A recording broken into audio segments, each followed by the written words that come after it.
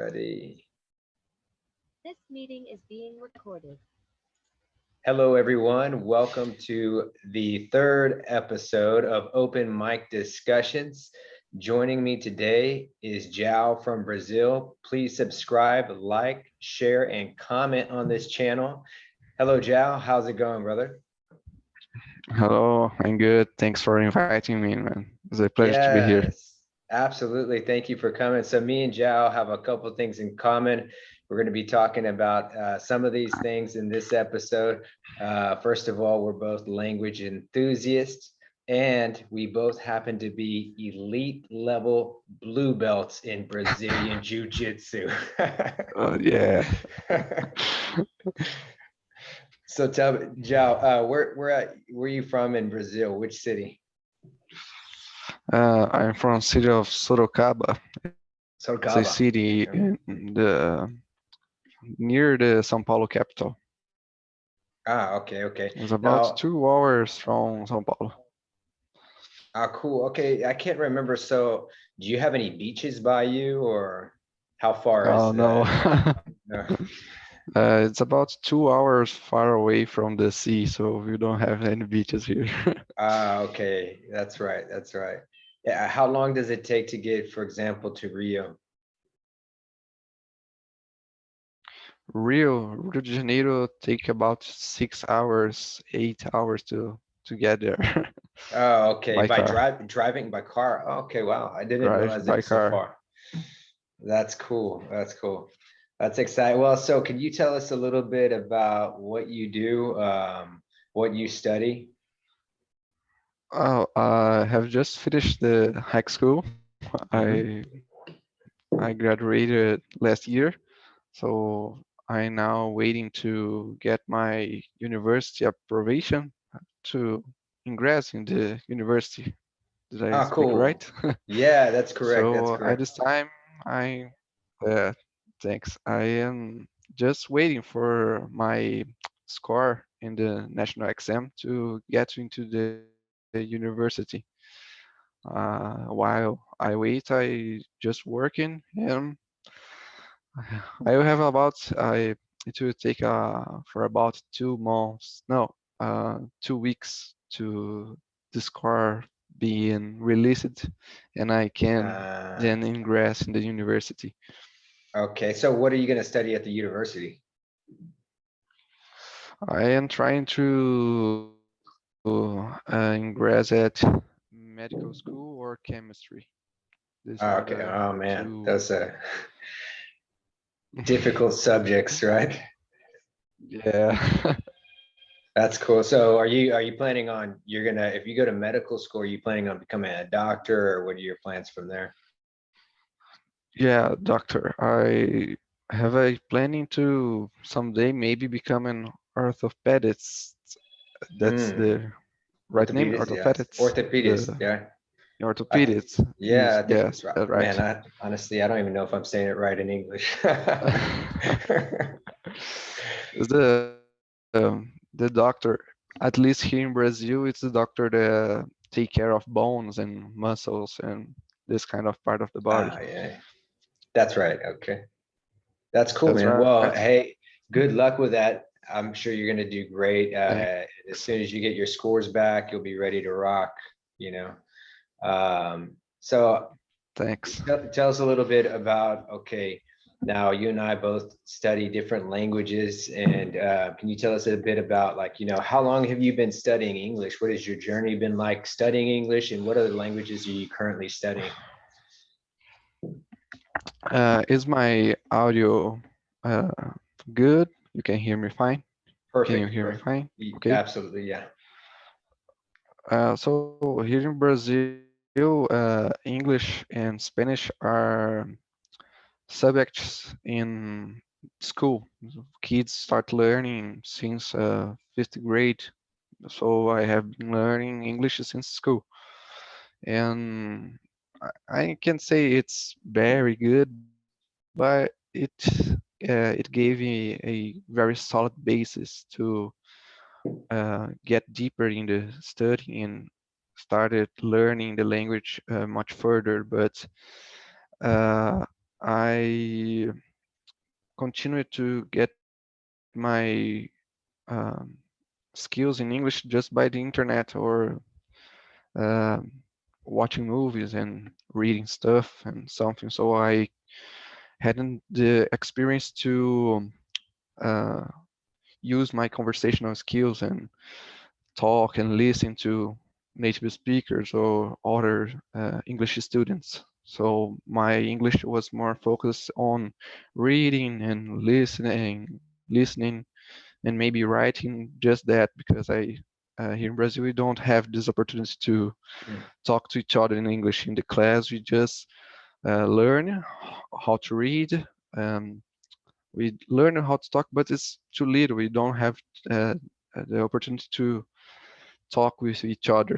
The teacher just tell us what's written, what it's mean, and it ends up there. We don't go much further. So what I took further in English was by myself, basically that.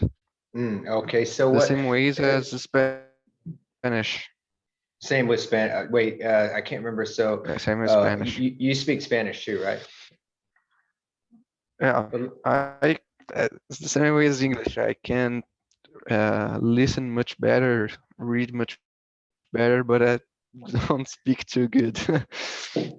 Well, look, the most important part, and I learned this through watching our son. Our son's now he's 6 years old, but when he was 4 years old, what I realized the most important thing is when you're learning a language is the ability to communicate. It doesn't matter so much like being perfect. And actually, for me, what hindered me in the beginning in speaking with people is when I tried to be too perfect. And I realized, you know Yeah. what, this is stupid. Yeah. Like let's just relax, just have fun with the language. And if you make mistakes, and actually making mistakes is the most important part. So, you're doing good. You're doing fantastic. So now you speak so English, Spanish. I can't remember. Are you studying French? Yeah, I had started learning French a time ago because my sister lives in Canada, so I had plans to I had plans to visit her, so I just wanted to learn French because she lives in the French part of Canada. Which But is that? Is that I Quebec or is that then stopped at Quebec, Quebec. Okay. the French part. So she's up there with But GSP. I stopped learning something. Yeah, but I suddenly stopped learning French. Just I don't know, just stop it. I don't keep it going, but I have plans to return to learning again. So it's the same way. I can read something, but I can listen already. I don't have the ability to listen what people are saying, but I can read. The same as Italian. I can read uh, what's I'm seeing, but Italian, it's easier to me to read what people to listen what people are saying because it's more similar to Portuguese, so I can guess more what they're saying. But Yes. I can't speak. Yeah, that's true. Yeah, Spanish, Portuguese, Italian, very similar. Even to listen to is very similar. Yeah, I've heard from yeah, speaking to a lot of my friends, it's interesting from Spanish speaking countries, they have difficulty understanding Portuguese, but a lot of Brazilian people understand Spanish really well. So that's pretty interesting. yeah. We have a problem with Spaniards, people from Spain. Oh, They Castellano, the formal. speak a little much faster. The Yeah. Castellano, they speak a little much faster, and they had a little more accents in some words, or it's harder to Brazilians to understand what Spaniards say. But all people from South America, you can understand very easily what they're saying. If they Yeah. obviously they don't use slangs and this kind of words, but it's easier to us to understand them than them to understand us. Absolutely. Well, so let me ask you, okay, so you're diving into these languages. Have you found what's the most useful method you're using, like for you, since you in school you were focusing probably on grammar, right? So what's been the most useful Yeah. method? Obviously talking to people, but are you using YouTube or using certain apps? I like to mix a lot. I like to learn from it, different kind of sources. So I like to use a series and movies to get used to the sound of language, but I also like to get a grammatical book and dictionary. I like to use these more traditional ways. I like to use Duolingo. It's kind of app is good to make a practice and don't forget some rules and etc. I like to work more this way, mixing some stuff and trying to get used to the language. Like to started reading something, the language, watching videos, watching series, movies, and then if I had some kind of doubt isn't correct, some kind of question about the Mhm. language, I then started to get into the dictionaries, the conversational books, and grammatical books. I started doing the apps to um, get my questions answered, and then getting with the movies and other stuff again. That's cool. That's very cool. So when you're watching, you're watching movies, or so you use Netflix, I'm guessing, because Netflix has a lot of like Yeah, translations for languages that you can watch. Are you using Netflix or? yeah. Sometimes with YouTube, English is most part of I learned it in English was with YouTube. I have some videos like PewDiePie when I was very young, some kind of YouTubers and etc. Then get uh, I was getting used to more deeper contents like news and other stuff that use a vocabulary more complex, something like that.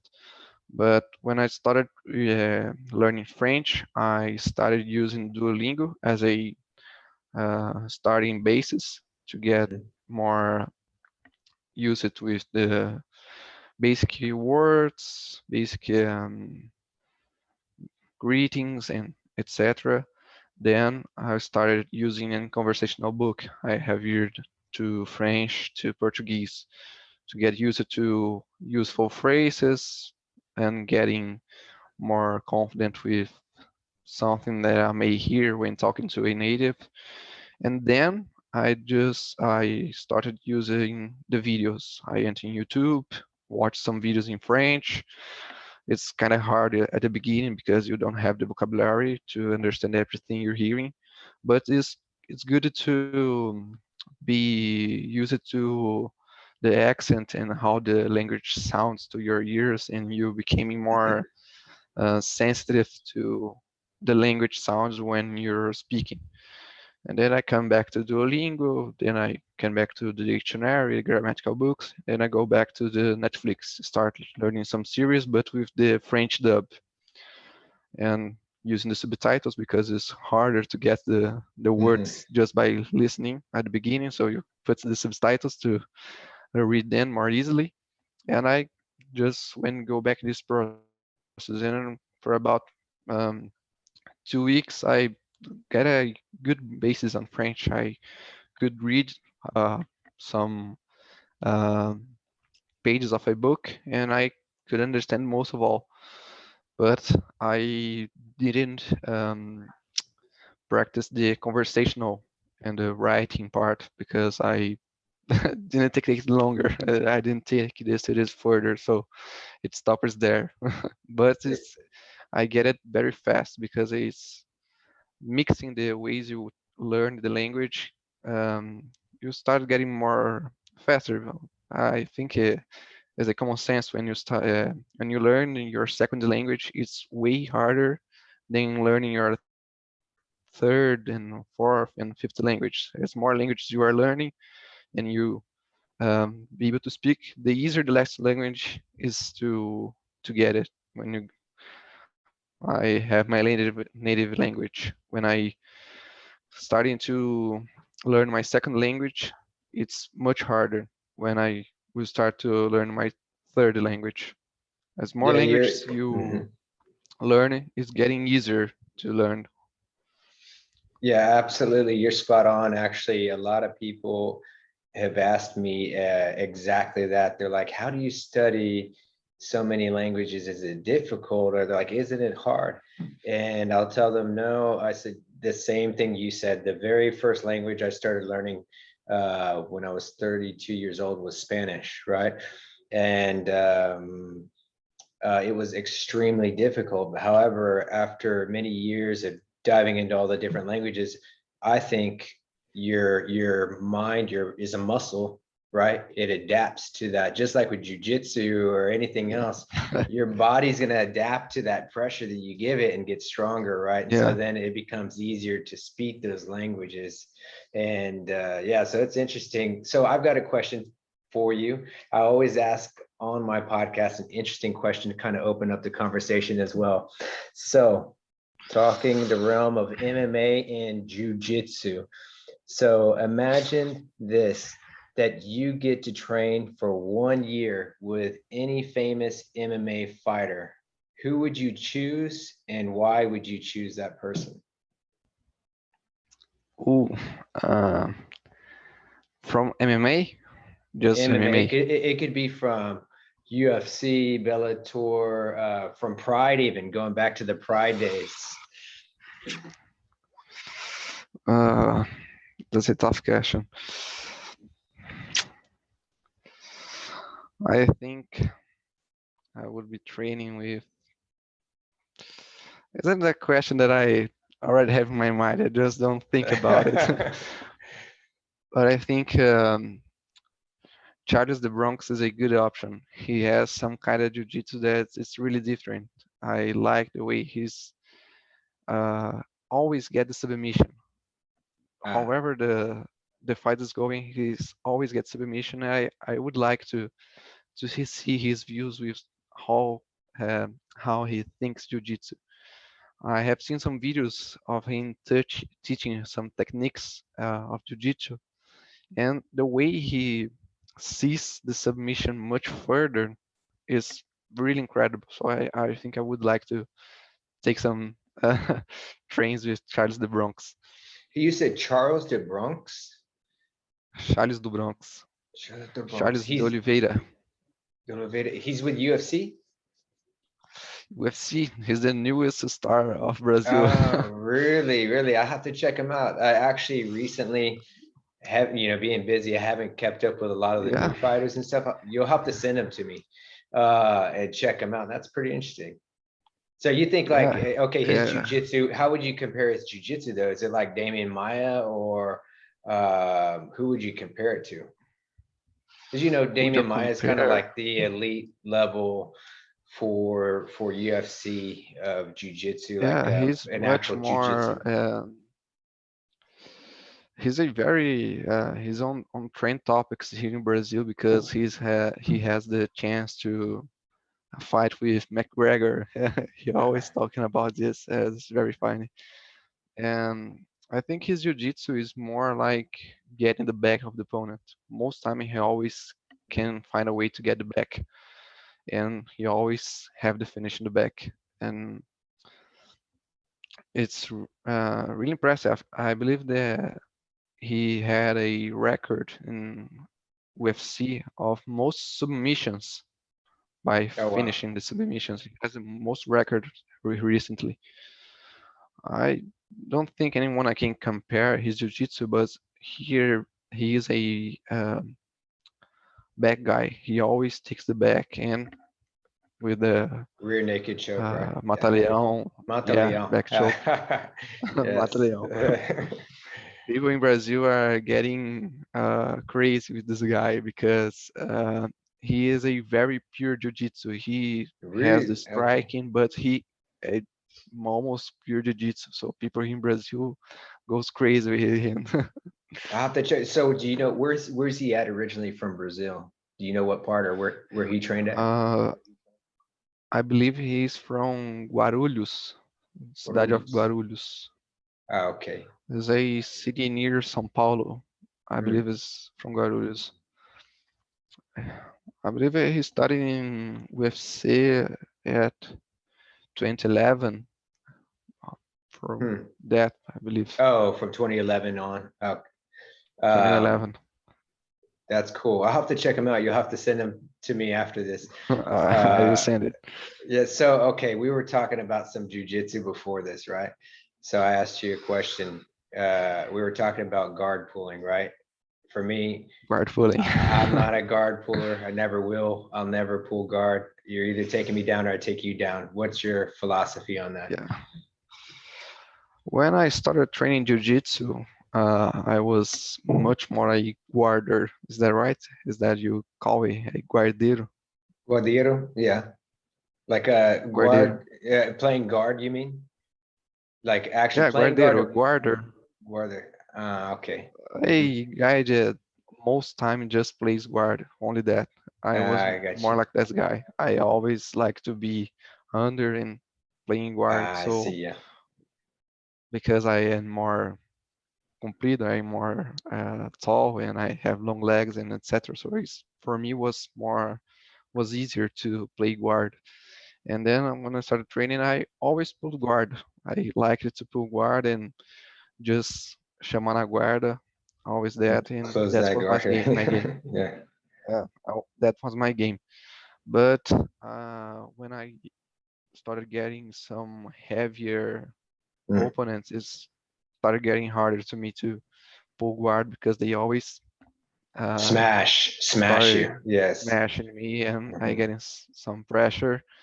And then to get out of hand and get it top, it was harder to me. So I started playing and thinking how to correct this thing and what could I do to stop getting smashed as soon as I pull guard.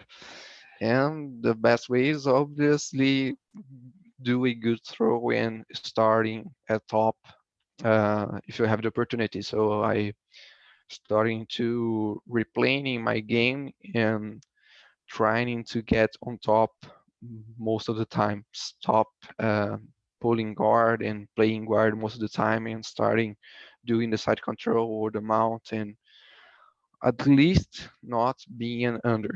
If he's in front of Mhm. me or my back, anything is better than being under. So I started doing this game, but I just can't.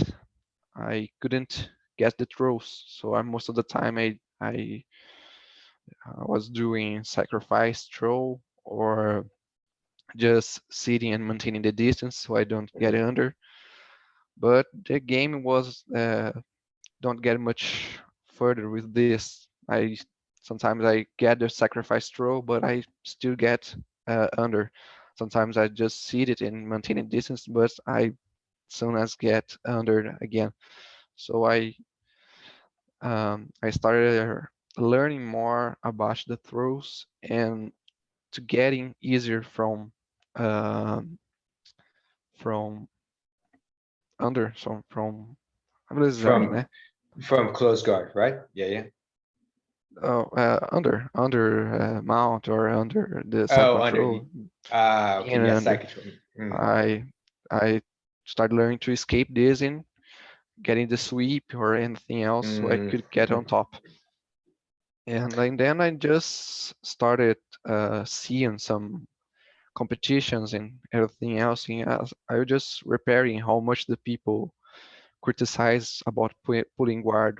Much teachers in Brazil don't like this. And Oh, when I really? started Okay. seeing the competitions, I was seeing a lot of competitors like Irmãos Miau and everything else. No, They yeah, the are Meow just Brothers. always sitting on the ground, Yeah, and I don't like this, man. I mean, they're I great. They're yeah fantastic, but I hate yeah when I see people drop into their butts, yeah. It's no. Well, Then it's I interesting that you brought that up with the with being on the bottom, right?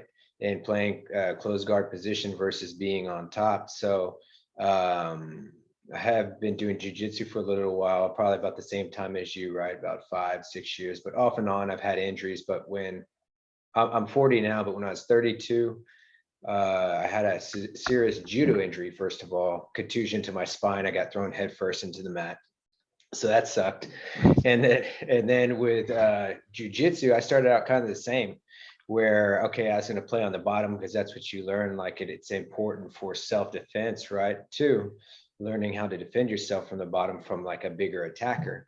But then like I had this guy, literally he's 350 pounds, smash me, messed up my back again. And so I was like, well, this is bullshit. So since then, had only been just staying on top of people. Basically, would not go to the bottom. And then recently, I realized my bottom game had become very poor. My top game is on point, side control, mount, everything. But my close guard and stuff was getting horrible. I could not pull off basic submissions because I was never, really playing from that position. So now I've recently gone back to that. I've been out of the school for about a month because I've been trying to get a lot of stuff done. But I was going to go back today to the school, but here the roads have iced over because the school closed. But it's interesting, you're talking about the back injuries. So yeah, it's important. Your game changes, right, as you go along. And Yeah. you got involved. Have you done any kind of tournaments yet? Have you competed? I have done some regional, some city tournaments, just small thing, but it was kind of fun. I had fun doing the tournaments, but just not my cup of tea. I just it's very exhausting. I get really tired during the competition, so I just gave up and Yeah. didn't do this again. Well, I'm sure you'll come back to it. Hey, at least you got to Yeah. compete. It's been tough, man. I've been trying to convince my wife to let me compete, and since I had been injured before, she's like adamantly, she didn't even want me going back to jujitsu, and so that was tough. So now I've been trying to for like a last year, trying to convince her, to get me to compete, but she's the boss. So I got to wait till I can, I guess maybe up my negotiating skills with her and see if that changes. So that's cool, man. So you said what you trained jujitsu like 5 years, I think. Is that right? Yeah, for about And 5 years. who's your instructor? My instructor is Danilo Tarnos, is a black belt from my city. Actually, he is from the Gracie Bar of São Roque, but he moved to Sorocaba and then founded a gym here in 2017, in Mhm. October 2017, and I started training at November in 2017. It's going for about 5 years now of training. That's cool, man. Well, so have you done any, like at y'all school, do you have do they offer wrestling or Muay Thai or anything? Or is it just strict No, jujitsu? just jiu-jitsu and self-defense. That's the main target of the Uh, gym. okay, okay. So y'all are doing self-defense like what kind as far as just all empty hand, or y'all doing like, do y'all have knife self-defense and stuff like that? Or Uh, the classes are mixed, so we started training with a self-defense technique. It's more like empty hands. A guy in the street just started throwing hands on you, how to stop it, how you get in a position that's comfortable, you then run up or immobilize the guy, more like this stuff. But sometimes we had a some kind of seminars about knife defense, weapon defense, multiple attackers. But it is more like a special seminar that um, there is in some kind of near gyms like in Campinas or other cities nearby that host the seminars with more masters and more graduated teachers that teach this special techniques of self-defense. In our classes okay. is more like a basic stuff.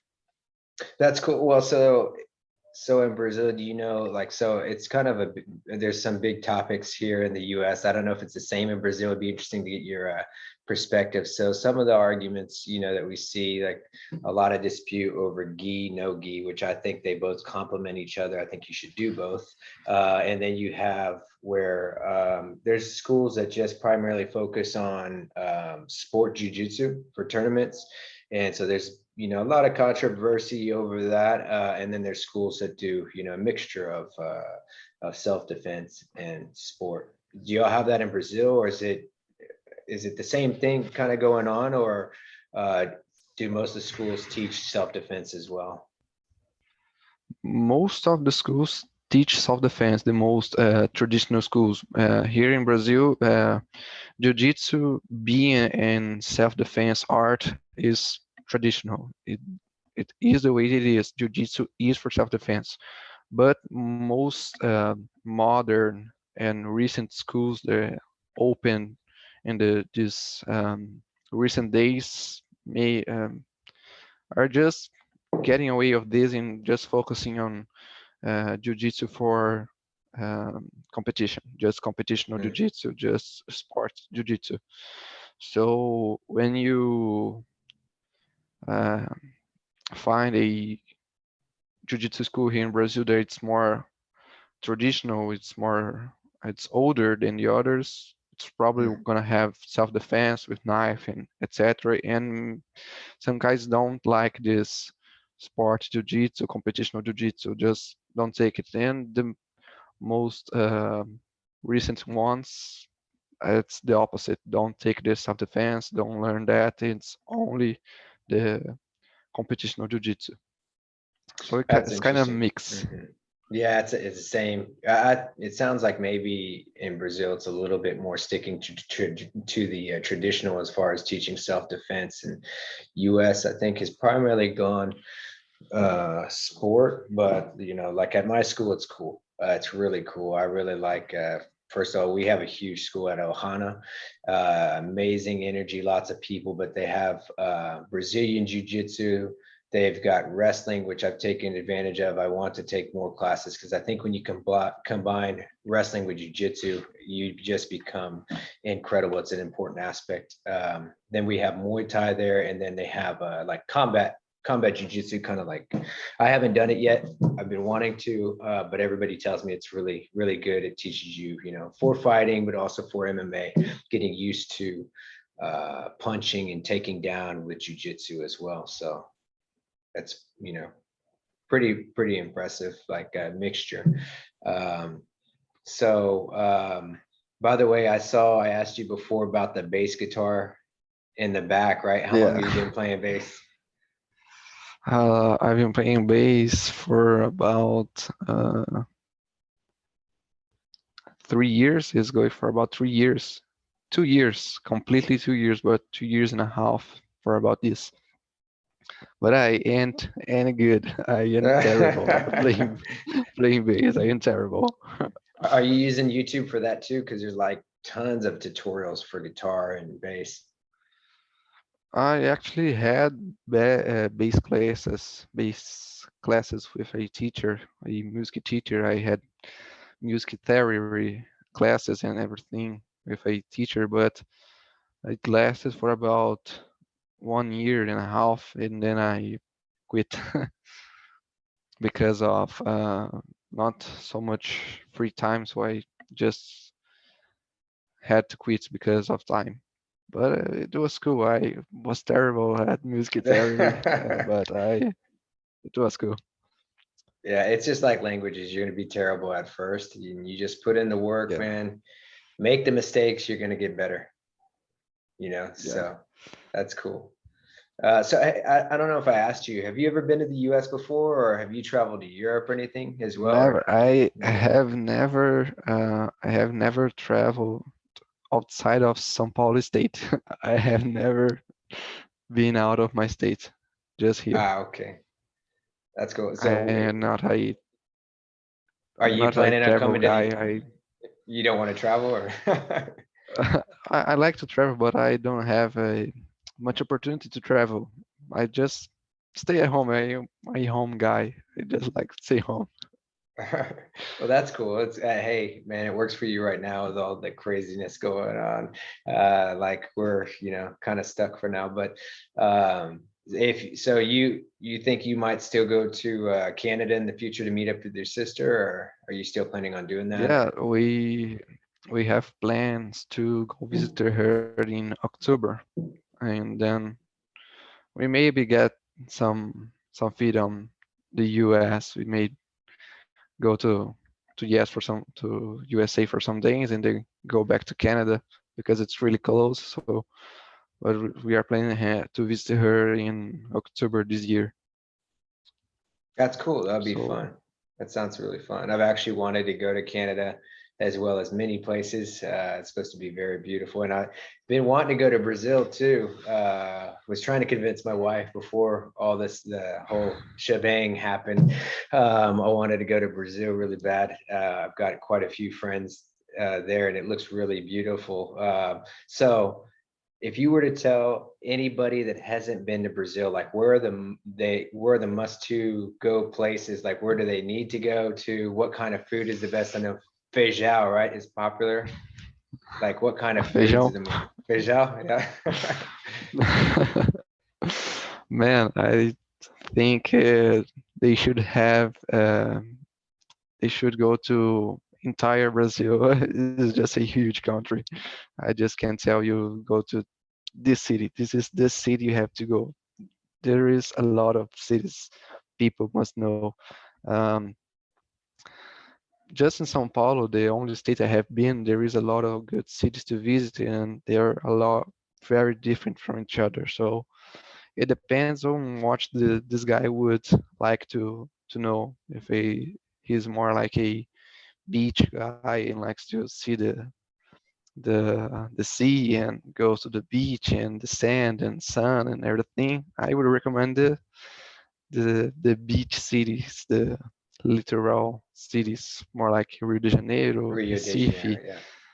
Salvador. In the south, there is very beautiful cities that have beaches like Balneário Camboriú. There are very beautiful cities, but if this guy that wants to travel to Brazil is more like a historical guy, he wants to much more about historic cities and etc. I would recommend Ouro Preto or Paraty. These are two Paraty, yeah. cities in Brazil that had a lot of history from colonial Brazil. Okay. And we have Petrópolis is a very beautiful city that has a Mhm. lot of uh, imperial Brazilian Imperial, Empire, maybe. Yes. imperial period here in Brazil. Mhm. People don't know, but Brazil was an empire a long time ago.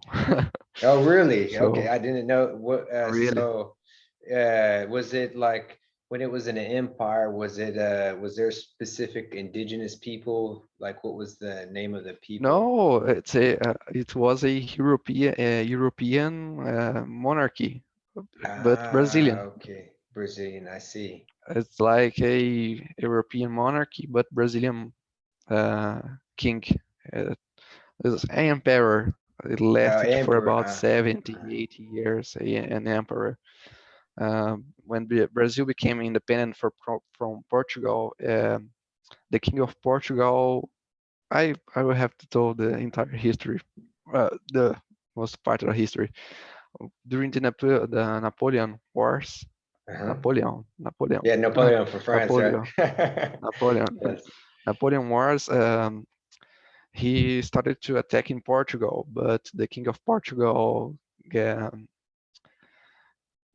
could escape from him and came to Ah, Brazil to escape from Napoleon. ah, So when he came here, he was astonished from Brazil and really liked the country and find the country really beautiful. And then he started to like more from Brazil than Portugal. And the Portuguese people started to getting mad at this and uh-huh. then forced him to came back to Portugal. But he uh, how do I say, his son stayed here, the Prince Oh, of the son Portugal. stayed behind. Ah, okay. Yeah, What Pedro. was the king's name? João VI, John Sixth. John Sixto. Oh, the sixth. Okay, yeah. Yeah, John the Sixth. So his son stayed here, and when the Napoleon Wars ended up and Portugal was fine, they then said, well, the Napoleon War it's over, so Pedro can come back to Portugal. But he didn't want to. So he then declared Brazil independent. But when he Ah, declared Brazil independent, he declared Brazil as an empire, not a republic, because he was a prince, and then he became a emperor, not a president. So Brazil okay. was a empire, and then his son took the throne, and Brazil lasted for about 70 years as an empire, then became a republic like the US. Okay, so y'all have like, I know this may or may not be a stupid question now. So after the empire, you guys became a republic, and so now do you just have a Democrat and Republican party, like two parties, or do y'all have many different parties? So I think in Many France they different have, parties. yeah, I think in France, I think they have multiple parties as well. During the imperial period, there was just two main parties, the Conservador and then the Liberal Party. There's Mhm, just these two. But when Brazil became independent, it was a dictatorship, so there was no parties at all. mhm. But when the old republic ended up, then just started to emerging a lot of parties, and then it continues. So we have multi-party system here in Brazil. Okay, at what point was it a dictatorship? Like, how recent For was most that? part of the time, Oh, really? Okay.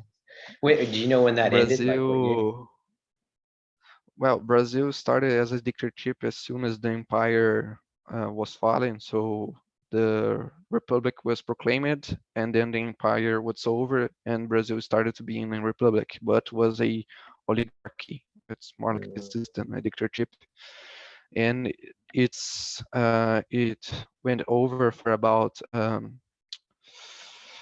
19 the early 20th century. The dictatorship ended, and Brazil was more like a kind of democratic, but not at all like this way. But in 1930, 1930, there was a revolution here in São Paulo, and mhm. then Getúlio Vargas assumed the power as a uh, president, provisional, provisorio. How do I say this? Yeah, provisional president. Yeah. Provisional president, but Mhm. he liked the power and assumes a dictator, like a fascist dictator here in He Brazil. was a fascist dictator. Okay. Fascist dictator.